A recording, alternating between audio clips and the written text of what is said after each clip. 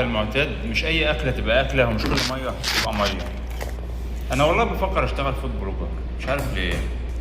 دي يا سيدي ايه، زي ما تقول استاكوزا، استغفر الله العظيم يا رب، من ايه، من عالم تاني، مش زي بتاعتنا، لا لا خالص. والله نسيت انا هعمل ايه. دي يا سيدي استاكوزا تقريبا من المحيط، تمام. جايه بقى الست الجميله دي تعمل لنا وتورينا ازاي هتعملها. جابت الاستاكوزا طبعا وقطعتها وطلعت منها مصارين. اول مره اشوف ان الاستاكوزا لها مصارين، والله اول مره اعرف ان الاستاكوزا لها مصارين وبتتحشي ده عادي.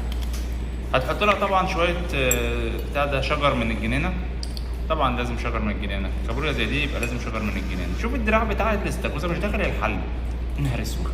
انا كان على ايام الاستاكوزا عامله كده. هي دي الاستاكوزا، لكن بالمنظر اللي انت بتعمليه ده، الله العظيم ثلاثة، دي مش استاكوزا، ده عالم. بص، حاجه من الحفريات بتاعت ملايين السنين دي، مش عارف. هنا طبعا قطعت ورده زي ما انت شايف تقريبا. بقى ايه، هتحطها في الكتاب؟ لا، ده حطيتها في الفرن. عندهم الورده بيتحط في الفرن عادي، تمام. بعد ما حطيت الورده في الفرن، انا ما اعرفش ايه الفاكهه اللي هي بتقطعها ديت، دي مانجا، لكن اللي قبلها انا ما اعرفهاش. هنا دراع الاستاكوزا، ده دراع الاستاكوزا بكل دراع لوحده، يعني ما عندهاش اصلا حله تكفي الدراعين الاثنين. انا مش عارف هي عملت ايه ده بصراحه، تمام. هنا حطت خله في قلب الاستاكوزا، قطعت البصل، حلو قوي الكلام ده. بعد ما قطعت البصل، ايه ده؟ لا تاني كده، ايه اللي انت عملتيه ده؟ محل عطاره، عندها محل عطاره في بيتها، دي حاجه كويسه، دي حاجه كويسه والله. هنا بقى دي بتعملي ايه؟ انا هعمل زيك هنا قطعت البتاع اللي عملته في البتاع وحطيته في الخلاط، كويس جدا. ايه ده؟ تقريبا كده هي بتعمل حاجه احنا ما نعرفهاش. ماشي، هنا بيض، ده بيض، ده تقريبا بيض، النسكافيه وقع قدامي.